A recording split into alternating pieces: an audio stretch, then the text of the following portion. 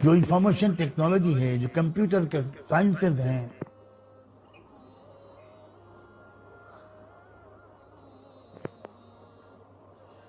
جو فضا میں چھوڑے جانے والے سیارے ہیں، کیا کہتے ہیں ان کو؟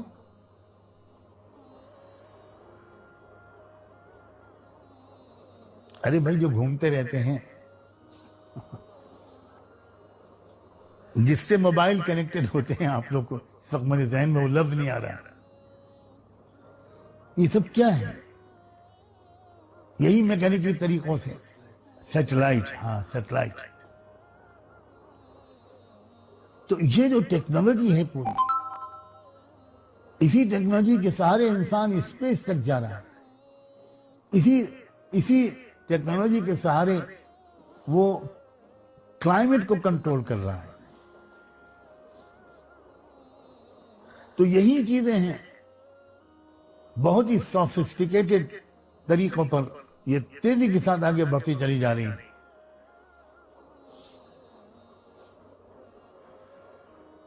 اب 2G اور 3G اور 4G اور اب 5G کے زمانہ آ گیا. یہ سب کیا ہے؟ یہی ہے علم الحیل. یہی ہے کائنات کے اندر جو سسٹم ورک کرتا ہے، اس پر اسٹڈی کی جاتی ہے کہ بھئی یہ پانی برستا کیسے ہے. اس کو سسٹم کو سمجھ کر اس کو اپنے ذرائع سے اسی سسٹم کو قابو میں کرنے کی کوشش ہوتی ہے، اور وہ بڑھتے بڑھتے اپنی جب آخری انتہا کو پہنچے گی تو جو شخصیت اس کا استعمال کرے گا، جہاں سے بیٹھ کر کرے گا، جن مقاصد کے لیے کرے گا، اس کا تذکرہ اللہ کے رسول نے ازراء شفقت و رحمت، ہم سب کی جان ان پر قربان، اللہ ان پر ہزاروں لاکھوں درود و سلام بھیجے کہ انہوں نے ہم کو سب کچھ پہلے سے بتا دیا ہے. اور اب ہم اس دور میں ہیں کہ بڑی تیزی کے ساتھ وہ ساری چیزیں سامنے آتی چلی آ رہی. انہوں نے بتایا تھا کہ دجال کا یہود سے خاص تعلق ہوگا، یہودیوں سے خاص تعلق ہوگا، صہیونیوں سے. انہوں نے تو علامت بتائی کہ بال بھی وہ اپنے اس کے جو وہ ہوں گے سر کے، وہ اس طرح کے ہوں گے جس طرح کے یہودی رکھتے ہیں. اور آج کل جس طرح کا نوجوانوں میں بال کاٹنے کا فیشن ہو رہا ہے کہ چاروں طرف سے بال کاٹ دیتے ہیں، بیچ میں گچھا رکھا رہتا ہے، یہ بہت ملتا جلتا ہے غالباً اس طریقے کے بالوں سے جس طریقے کے بال دجال کے ہوں گے.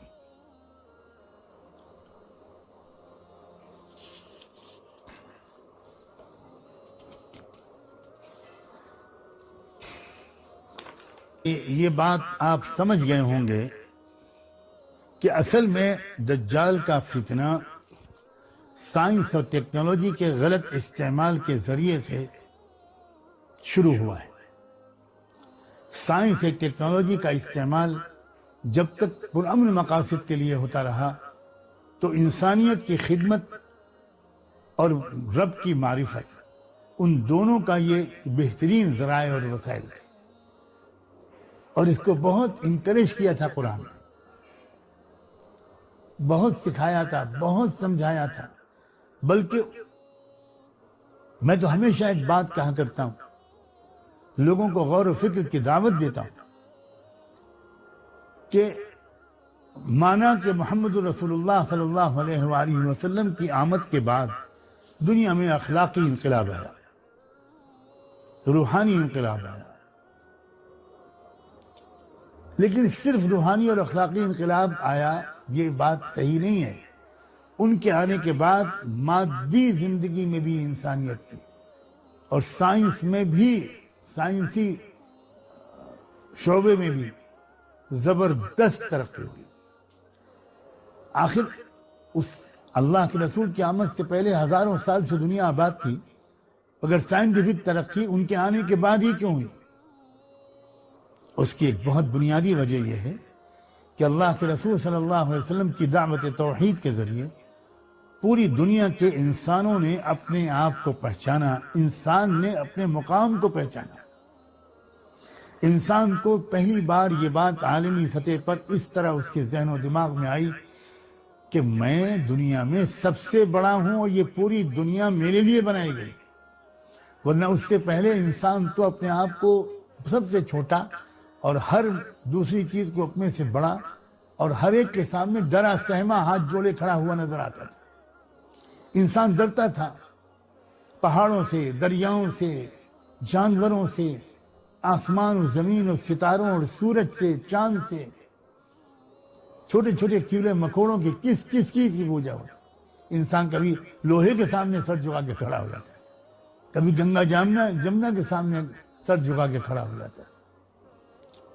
یہ انسان کی درگت بنی ہوئی تھی. صلاۃ و سلام ہو محمد رسول اللہ صلی اللہ علیہ وآلہ وسلم پر کہ انہوں نے آ کر انسان کو اس کا مقام بتایا کہ تم تو وجہ تخلیق کائنات ہو، تم مقصود ہو. سورج چھوٹا ہے، تمہاری خدمت کے لیے پیدا کیا گیا ہے، تم سورج کی عبادت کے لیے نہیں پیدا کیا گیا. لا تسجدوا للشمس ولا للقمر